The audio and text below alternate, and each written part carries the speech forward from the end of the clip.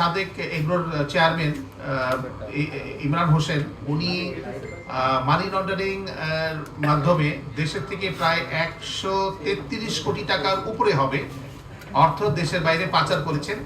তাছাড়া উনি বিদেশ থেকে সরকারি যে নীতি আছে রয়েছে, যে আপনার কৃত্রিম গো প্রজনন কেন্দ্রে সাভারের যে আপনার যে সরকারি যে নীতিমালা রয়েছে, নীতিমালার বাইরে গিয়ে উনি ব্রাহ্মা জাতের বেশ কয়েকটি গরু, প্রায় 15টি গরু দেশে আমদানি করেছেন।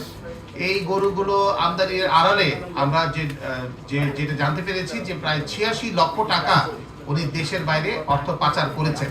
ওনার নামে বিপুল সম্পদের আমরা প্রমাণ পেয়েছি প্রাথমিক অনুসন্ধানে। আমরা প্রাথমিক যে অনুসন্ধানগুলো যেগুলো পর্যালোচনা করেছি সেটা দেখতে পেয়েছি যে প্রায় 11 কোটি টাকার উপরে বিভিন্ন ওনার প্রতিষ্ঠানের নামে এফডিআর করে পরবর্তী পর্যায়ে এফডিআর কৃত টাকাগুলো দেশের বাইরে লন্ডার করা হয়েছে। তো বিভিন্ন অভিযোগের বিরুদ্ধে তাকে গ্রেফতার করা হয়েছে এবং বর্তমানে একটি বিচারাধীন বিষয়। আমাদের তদন্ত কার্যক্রম শুরু হয়েছে।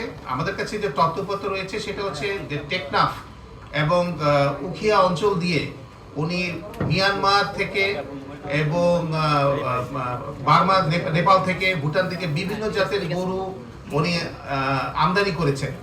যেহেতু এটা একটা বিরাট বড় এরিয়া, অনেক বড় একটা পোরাস বর্ডার, আমাদের ধারণা যে হয়তোবা এখানে অন্য কেউ ব্যক্তি এবং গোষ্ঠী তাদের সাথে জড়িত থাকতে পারে।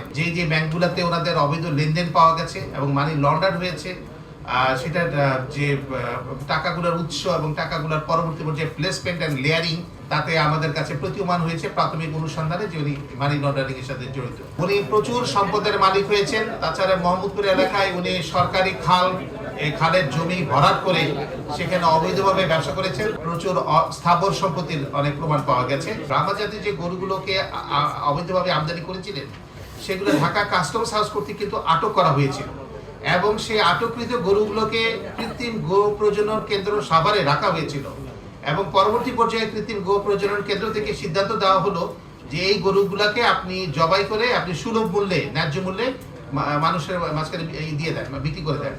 কিন্তু প্রবলেম হলো যে উনি এই গরুগুলাকে জব করেন নাই। জব না করে উনি জালিয়াতির মাধ্যমে কাগজ তৈরি করেছেন যে উনি জব করেছেন। আসলে উনি জব না করে এই গরুগুলোকে তিনি উচ্চ মূল্যে 11 কোটি টাকা মূল্যে উনি বিক্রি করেছেন এবং এই টাকাটাকে উনি দেশের বাইরে লন্ডার করেছেন। জালালাবাদ মেটাল লিমিটেড, এখানে এই ধরনের একটা প্রতিষ্ঠানের সন্ধান আমরা পেয়েছি। সেই বিষয়ে আমরা তদন্ত চলছে। তার প্রতিষ্ঠান এগ্রো যে লিমিটেড, তার এবং তার যে ওখানকার ব্যবস্থাপনা পরিচালক, তাদের বিরুদ্ধে আমরা আইনানুগ, এছাড়া আরো 5-7 জনের বিরুদ্ধে আমরা আইনানুগ ব্যবস্থা কার্যক্রম গ্রহণ করছি।